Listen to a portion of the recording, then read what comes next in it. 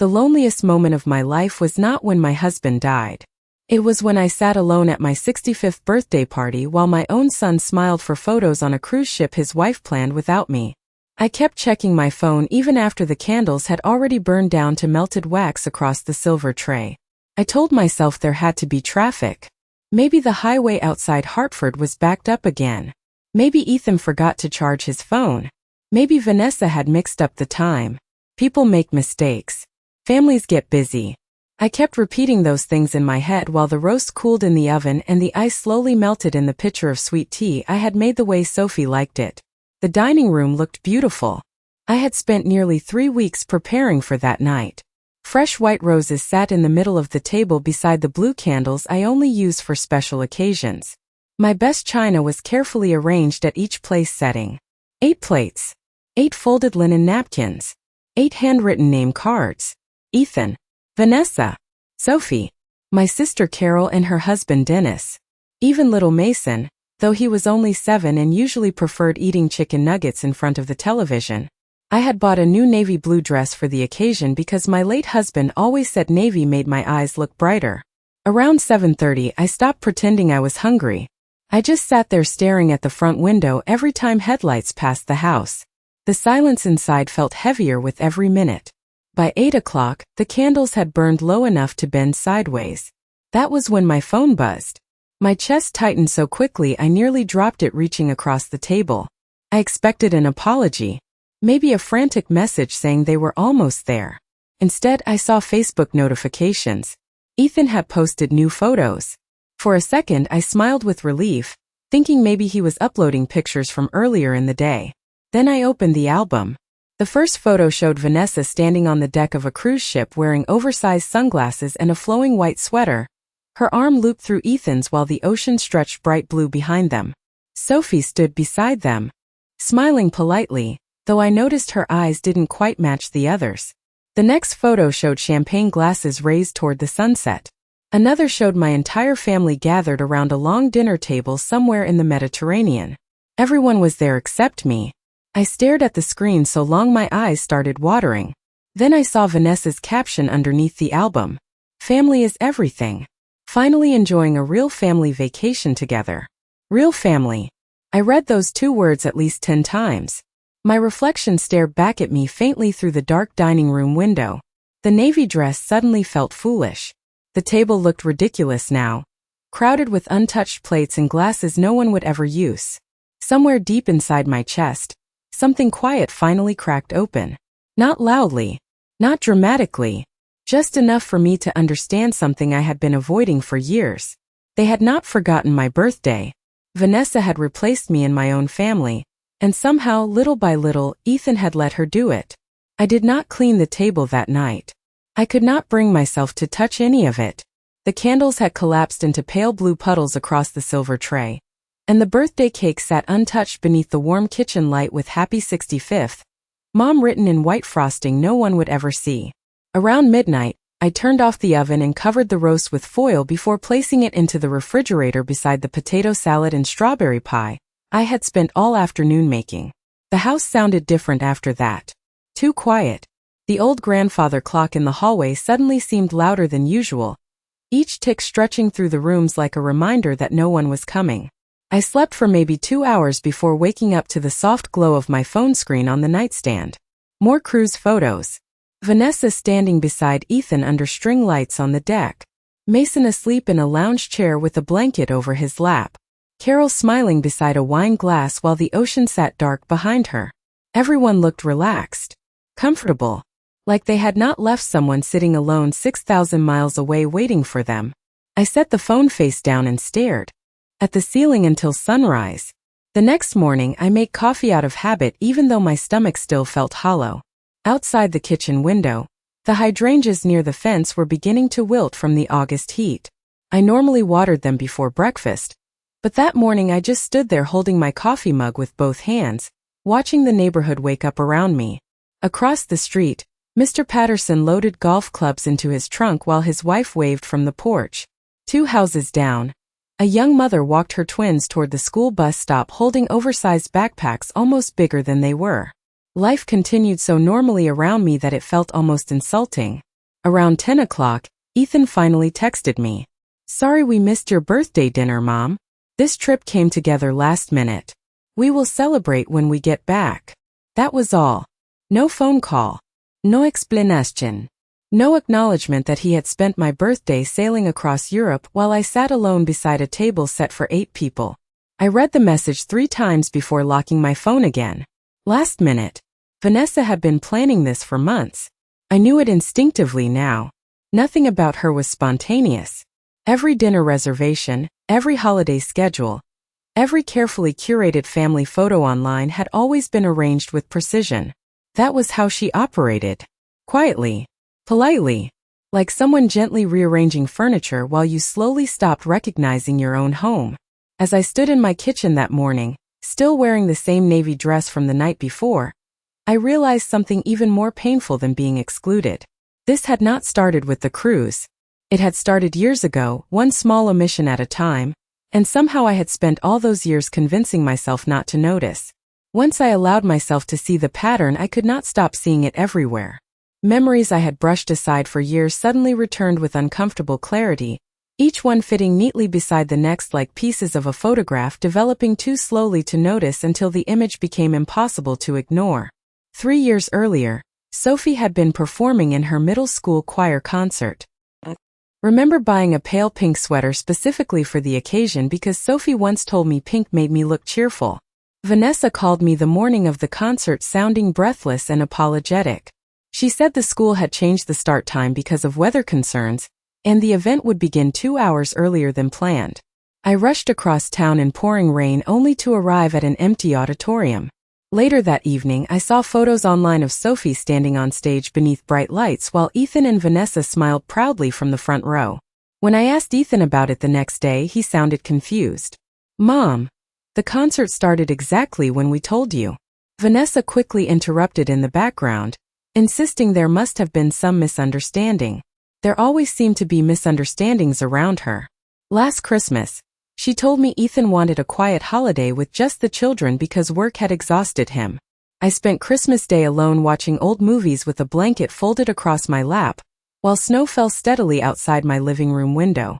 2 days later, Carol accidentally mentioned the catered dinner Vanessa hosted for nearly 20 people, complete with matching pajamas for family photos. Everyone had attended except me. Even then, I convinced myself not to overreact. Vanessa never sounded cruel. That was what made her so difficult to explain. She smiled warmly while excluding you. She touched your arm gently while making you feel unwanted. She had perfected the art of making rejection appear reasonable. We did not want to overwhelm you. We thought you might be tired. You deserve time to yourself. Little phrases wrapped carefully in concern until eventually everyone around you stopped noticing what was really happening, including Ethan. That realization hurt more than anything else. My son had not become cold or hateful. In some ways, that would have been easier to understand. Instead, he had slowly adjusted to a version of family life where I existed somewhere at the edges. Optional. Occasional. Like an aging relative people remembered during holidays but no longer built their lives around. Around noon that afternoon, I opened the hallway closet searching for a tablecloth to wash, and found one of Sophie's old winter scarves tucked inside a basket near the floor. She must have left it during one of the weekends she stayed with me years ago before Vanessa started filling every Saturday with dance classes, sports camps, and family outings that somehow never included my house anymore. I sat down at the kitchen table holding that scarf in my lap for a long time. Then my phone buzzed again. Another cruise photo notification. This time, Ethan had posted a picture of Vanessa standing beside him under the caption, "Could not have built this beautiful life without her." I stared at those words quietly because deep down, I already knew the painful truth. Vanessa had not simply joined our family. Little by little, she had rewritten it. 2 days after my birthday, Sophie called me just after dinner.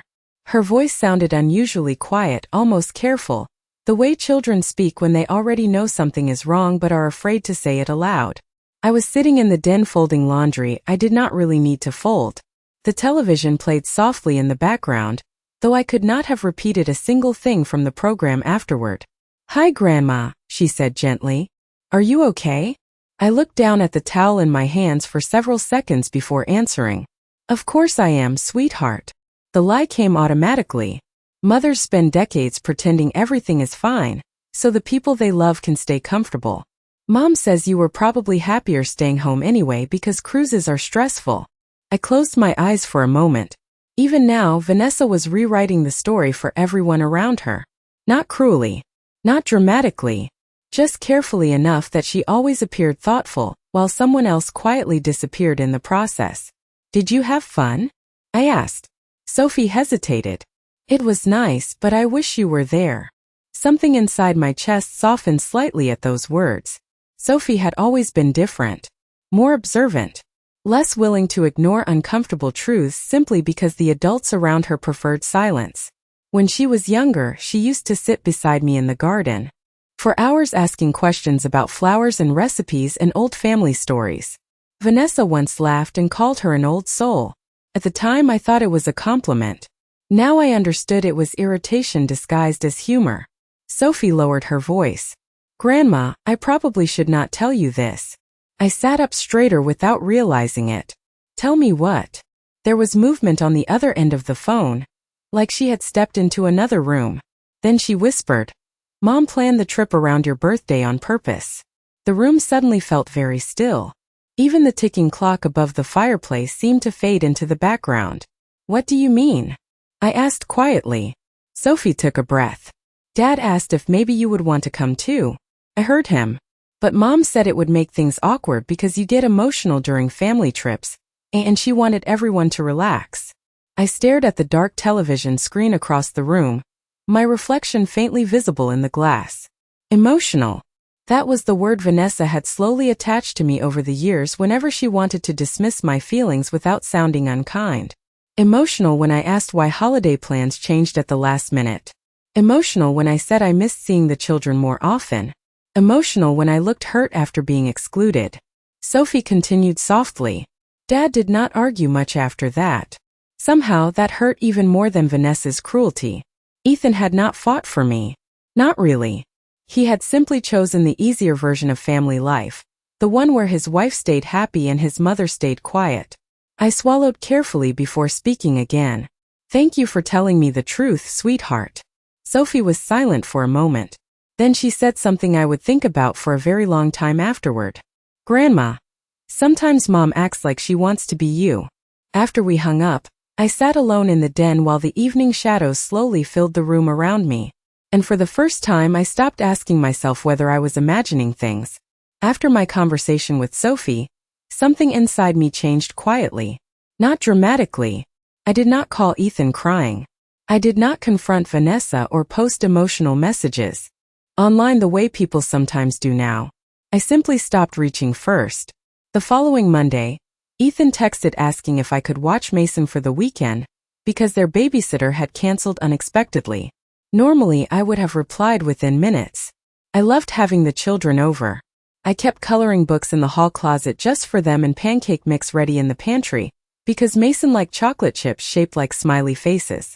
But this time I stared at the message for nearly an hour before answering. I am sorry, sweetheart. I already made plans. That was not entirely true. My only plan was watering the hydrangeas and going grocery shopping. Still, when I pressed send, I felt an unfamiliar calm settle over me. Ethan responded almost immediately. Okay, no problem. But 30 minutes later, Vanessa posted a vague quote online about unreliable people and the importance of protecting your peace. I almost laughed when I saw it. For years, I had protected everyone else's peace at the expense of my own. I began noticing how often my role in the family revolved around convenience. Ethan called when he needed tax documents from old files his father had organized years ago. Vanessa reached out when she needed someone to pick up Mason from soccer practice or help with school fundraiser donations. They rarely called simply to ask how I was doing anymore.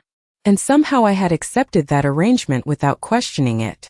Wednesday afternoon, I drove to the grocery store near the town center and ran into an old family friend named Richard Nolan. Richard and my late husband, Thomas, had worked together for almost 20 years at an insurance firm before retirement.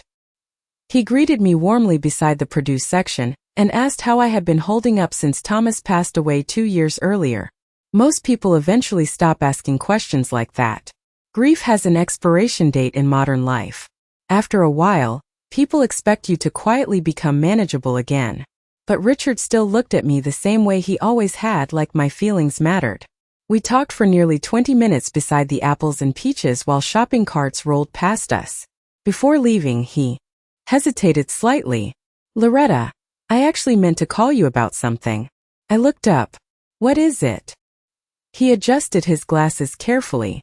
"Your husband updated several legal and financial documents before he died. I always assumed Ethan would have discussed them with you by now." My stomach tightened unexpectedly. "Discussed what exactly?" Richard looked surprised by my confusion. "The trust arrangements.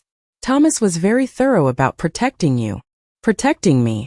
Those 2 words stayed with me the entire drive home. Rain clouds had gathered over the highway, turning the late afternoon sky dark gray above the trees. I gripped the steering wheel a little tighter as memories surfaced of Thomas sitting at his desk late at night reviewing paperwork while softly jazz music played from the radio beside him. Back then I never paid much attention. I trusted him completely. As I pulled into my driveway, I suddenly realized something unsettling. Ethan had never once mentioned any trust. Not after the funeral. Not after the estate meetings. Not ever. And for the first time since that birthday dinner, I felt something other than sadness begin to rise quietly beneath the surface. The next morning I called the law office Richard had mentioned. The receptionist transferred me to a woman named Patricia Keller, and the moment she heard my name, her tone shifted slightly. Not surprised exactly. More like she had been expecting this call eventually. She scheduled me for Thursday afternoon. The office sat in a quiet brick building downtown overlooking the Connecticut River.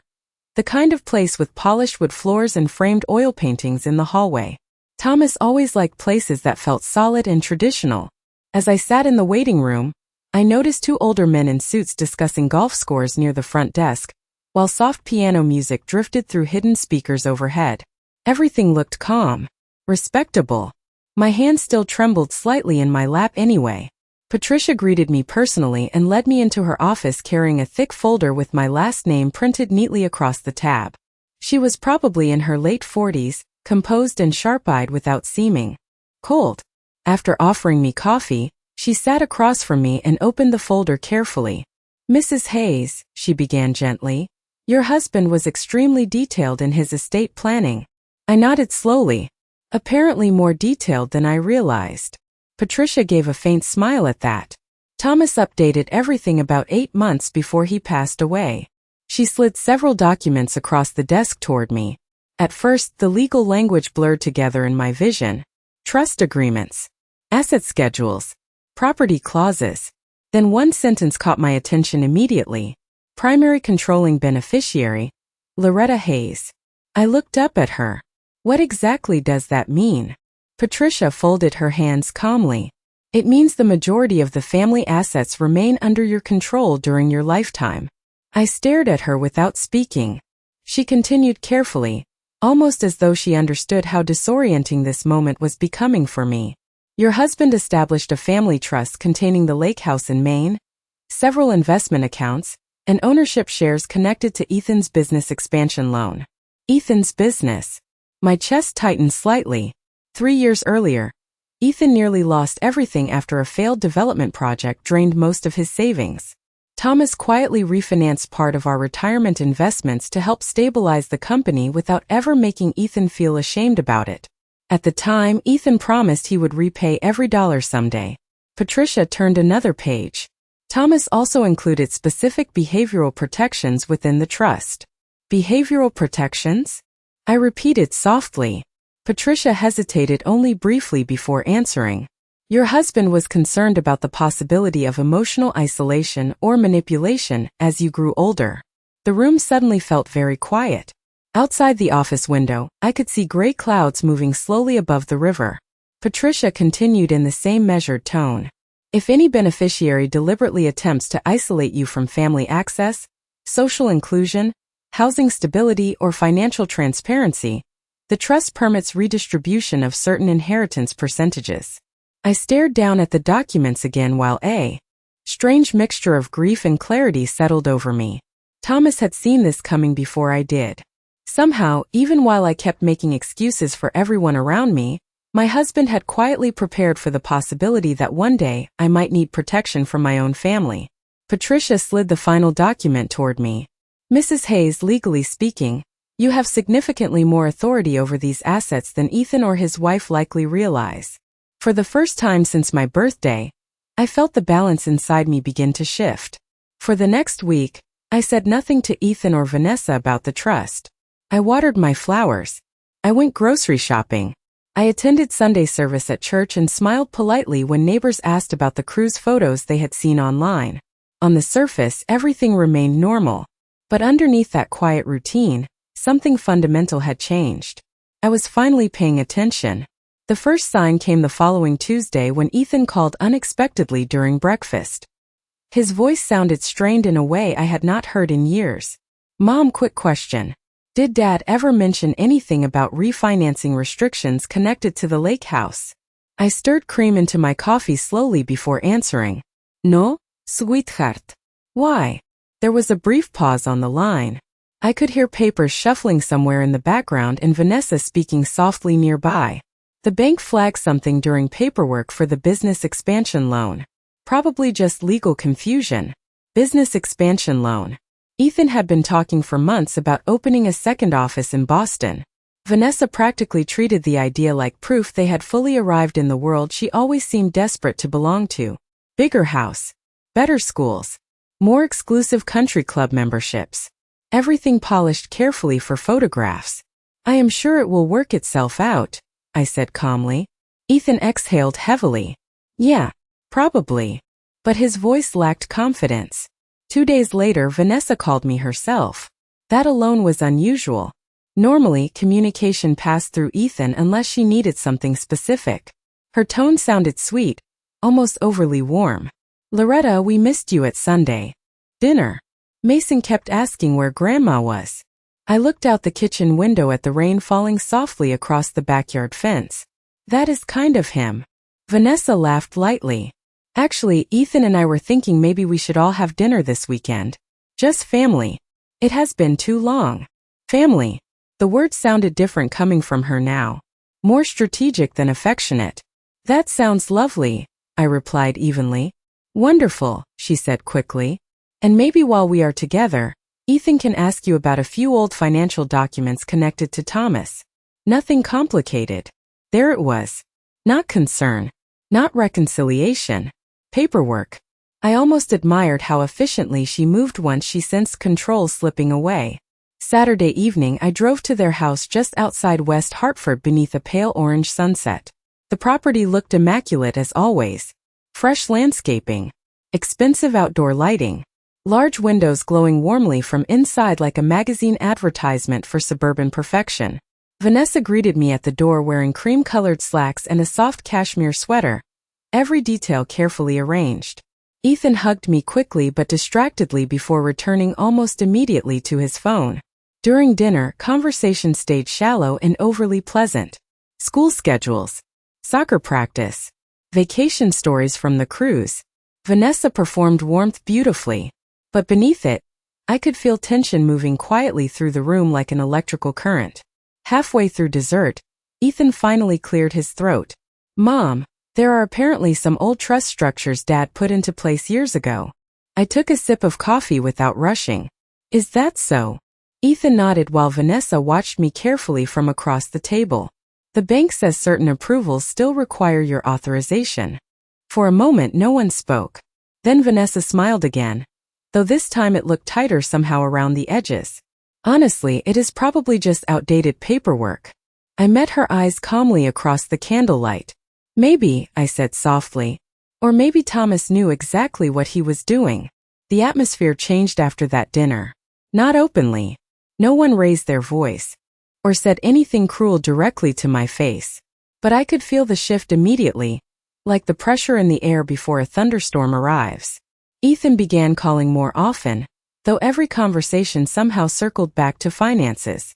First, he tried sounding casual. Mom, do you remember exactly when Dad updated those documents? Or, The bank is being overly technical about ownership percentages. But beneath his calm tone, I heard anxiety building slowly. Vanessa stopped pretending entirely.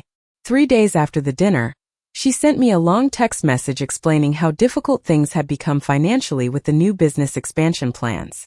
She mentioned tuition costs, rising property taxes, and the pressure Ethan had been under lately. Not once did she mention my birthday. Not once did she apologize for the cruise. Instead, the message ended with a sentence that stayed with me for days afterward.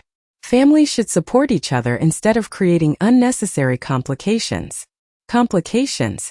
I sat at my kitchen table reading that word while rain tapped softly against the windows beside me. For years, I had bent myself into smaller and smaller shapes to avoid becoming inconvenient to them. Now, the moment I quietly existed outside their control, I had become a complication. Later that afternoon, Patricia called to update me on several trust notifications already triggered by Ethan's refinancing attempts. "Your son appears unaware of the full structure your husband established," she explained carefully. "Several permissions remain solely under your authority."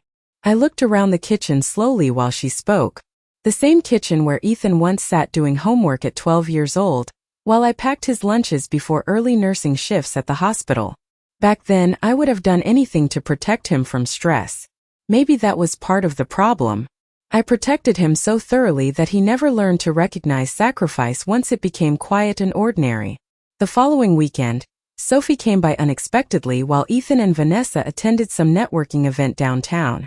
She stood awkwardly in the doorway holding an overnight bag while late. Afternoon sunlight stretched across the porch behind her. "Mom and Dad are fighting a lot lately," she admitted after we settled into the kitchen with tea and cinnamon cookies. I remained silent, waiting. Sophie stared down into her mug. "Dad thought the refinancing was already approved. Mom keeps saying the paperwork should have transferred years ago." Transferred? As though I were some outdated obstacle that should have already disappeared neatly from the equation. Sophie hesitated before speaking again. "Grandma, I heard Mom say something really weird." My chest tightened slightly. "What was it?" Sophie lowered her voice. "She told Dad that your generation always makes everything emotional when money is involved." For a moment, neither of us spoke. Then I looked toward the hallway where old family photographs still lined the walls. Ethan at 6 holding a baseball glove bigger than his chest. Ethan graduating college while Thomas stood beside him smiling proudly in the spring sunlight. Ethan dancing with me at his wedding before Vanessa slowly stepped into the center of every frame afterward. Emotional. That word again. It was remarkable how often people used it to dismiss older women once they no longer behaved conveniently. Sophie reached across the table quietly and squeezed my hand. "I do not think Grandpa trusted Mom very much." I smiled faintly at that because by then, I was beginning to realize Thomas had understood far more than I ever did while he was alive. And for the first time in years, I no longer felt powerless sitting inside my own family. 3 weeks after my birthday, Ethan invited me to dinner again. This time the message arrived unusually formal, almost rehearsed. "Mom, Vanessa and I would really like to sit down together and clear the air. Family is too important for misunderstandings." I stared at the text while standing beside the kitchen sink with my reading glasses balanced low on my nose. Outside, the first hints of autumn had started touching the maple trees along my street, faint streaks of orange appearing between the green leaves. Summer was ending quietly, and somehow I felt older than I had just 1 month earlier. When I arrived at Ethan's house that Saturday evening, everything looked perfect from the outside. Warm lights glowing through the windows. Soft jazz music drifting faintly from hidden speakers. Vanessa opened the door wearing a pale blue dress and the same practiced smile she always used when other people were watching. "Loretta, I am so glad you came," she said warmly, touching my arm lightly as though we were close. Ethan hugged me quickly before returning to uncorking wine in the dining room. The children were unusually quiet that night. Sophie barely looked at her mother, and even Mason seemed to sense tension moving beneath the polished surface of the evening. Dinner passed in careful conversation. Vanessa spoke about a charity fundraiser. Ethan mentioned business opportunities in Boston. I listened calmly while cutting small pieces of salmon on my plate, waiting for the real purpose of the evening to finally reveal itself. It happened during dessert. Vanessa folded her napkin neatly beside her plate and leaned forward slightly. Loretta, we wanted to talk openly because lately things have felt distant. I lifted my coffee cup slowly. Have they? Ethan sighed heavily. Mom, nobody wants conflict here. We are just trying to move forward as a family. Family. Again that word appeared only when they needed something. Vanessa smiled gently, but I noticed how tightly her fingers wrapped around the stem of her wine glass. The trust situation has created unnecessary stress for everyone, she said softly. And honestly, I think Thomas probably never intended for technical paperwork to complicate Ethan's future. Technical paperwork. That was how she described my husband's final attempts to protect me. I set my coffee cup down carefully onto the saucer before speaking. Your cruise looked beautiful. The room went completely still. Ethan blinked in surprise while Vanessa's expression barely shifted at all. She was good at controlling her face. What? Ethan asked quietly. I looked directly at him for the first time that evening. The Mediterranean. The sunsets. The family photos. Sophie lowered her eyes immediately. Vanessa recovered first. Loretta, I think we all agreed there was some unfortunate miscommunication around that trip. Miscommunication. I almost smiled at how predictable the word sounded now. No, I said calmly. Sophie explained it very clearly. Ethan's face changed instantly. He turned toward Vanessa. What does that mean? Vanessa inhaled sharply. Children misunderstand adult conversations all the time. But her voice had lost some of its smoothness now. I reached into my purse slowly and removed a thin folder Patricia had prepared for me earlier that week. I placed it gently on the table between us. Thomas did not misunderstand anything, I said quietly. Ethan stared at the documents while color slowly drained from Vanessa's face. Your father built legal protections into the trust specifically in case I was ever isolated or pushed aside by family members. No one spoke. Even the music seemed unbearably loud suddenly. Ethan opened the folder with trembling hands while Vanessa sat frozen beside him. And for the first time in many years, I stopped feeling like the extra person sitting at someone else's table. Thomas had seen me clearly all along. The difference now was that finally so did I.